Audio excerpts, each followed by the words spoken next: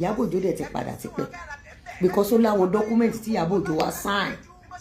Ìyábọ̀ Òjó ṣẹ̀ṣẹ̀ dé. Lizzy Anjorin ti jáde ó ti wá sọ̀rọ̀ wípé Ìyábọ̀ Òjó kì í ṣe pé ó ṣẹ̀dé o, ó ní òdìṣe díẹ̀ tó ti ń wá tó ti ń lọ, ó ní ìwà olè ni òun hù. Ẹ̀yin èèyàn wa, ẹ jẹ́ ká gbọ́ látẹnu Lizzy Anjorin nípa bí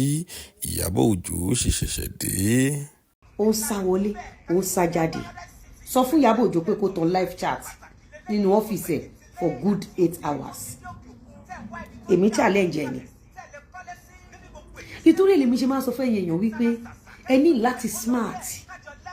Mo sọ fún yín pé kò sí nǹkan kan tó jẹ́ bí máa ń ṣe gbé fundamental Ìyábọ̀ Òjó ló lọ file against Naira Marley torí Ìyábọ̀ Òjó. Èmi ò mọ ohun tó fẹ́ gbà nínú ikú Naira Marley. Èmi ò mọ ohun tí Sam Larry gbà lọ́wọ́ ẹ̀ nítorí góòdì ńláńlá táwọn yẹn ń gbé sọ́rùn. Ṣé mo sọ bẹ́ẹ̀ àbí mi ì sọ bẹ́ẹ̀? Mo sọ bẹ́ẹ̀ náà. Ó ń sá wọlé, ó ń sá jáde ni. Àyìnkẹ́, mo tiẹ̀ ti fẹ́ blọ̀kẹ̀. So gbogbo géèmù tí Ìyábọ̀ Òjó ń gbà yẹn kò kàn wá. So ẹ̀yin bàbá àdó tó ṣiṣẹ́ pẹ̀tẹ́rì àwọ̀káwọ̀ nǹkan àlejò àdògan Lagos State Ìyábọ̀ ó tún lòun bọ̀ wá sẹ́kọ̀ọ́ kò dí ẹrù o, ó gbé báàgì alápá kan ó wá ti trọ́lí irọ́ tí yẹ pé fún yóò ṣe pàtí tán ó ti sórí nǹkan kan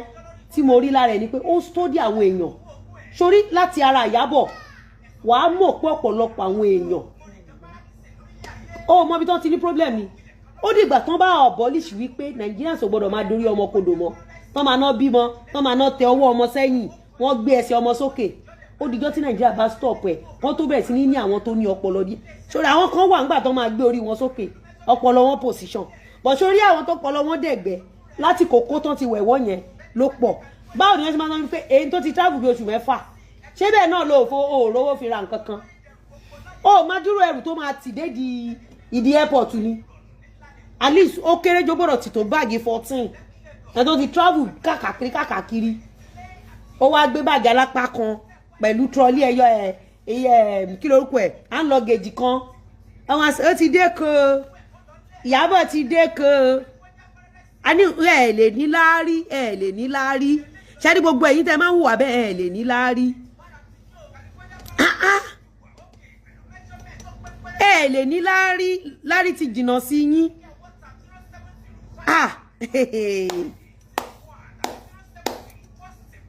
Ìyábọ̀ ti dé ko Ìyábọ̀ ti dé ko so ìgbà tó ti wá dé ko yẹn pẹ̀lú fún pẹ̀tì ẹ̀ sọ pé Ìyábọ̀ Òjó dé ko ó fi hàn wípé gbogbo ṣé bẹ́ẹ̀ náà lọmọ Ìyábọ̀ Òjó òṣèré nǹkan kan múlẹ̀ lọ́wọ́ ó wá jẹ́ pé hand luggage àti handbag láti bí 20 ọdún ibi tó ti ń borí burúkú kiri àwa tá à ń ṣiṣẹ́ ń sìn láfẹ́ wá máa lè dímọ́ ká mówó wá kò dẹ̀ sówó ẹ̀ṣẹ́ ọ̀rọ̀ burúkú ló wà níbi tí n bá gbé fún ẹ láwùjẹ ọ̀run làlá ẹ ó ń ṣí èrè this is my 8th month people still dey ask sórí alákọ̀ọ́bí kárẹ̀ tó bọ́ sípò kí kidney tó ṣiṣẹ́ kí ló máa mẹ́sẹ̀ alákọ̀ọ́bí wú alákọ̀ọ́bí kidney máa kọ́ kí gbogbo nǹkan rẹ̀ heart gbogbo intestine ṣàkì gbàgbà ẹ̀dọ̀ because ọmọ yẹn máa sún sókè lọ wo diagram àwọn tó lóyún náà lọ wo bí ọmọ ṣe máa sún ìfun wọn yẹn sókè àpòlí ọmọ yẹn alákọ̀ọ́bí kó tó lọ kó tó padà wàá máa mí ó tún ní enough oxygen so ọmọ Ìyábọ̀ meanwhile ọmọ Ìyábọ̀ á bímọ sí Canada sori welcome to Canada Ìyábọ̀ àyà welcome to Canada àyà Ìyábọ̀.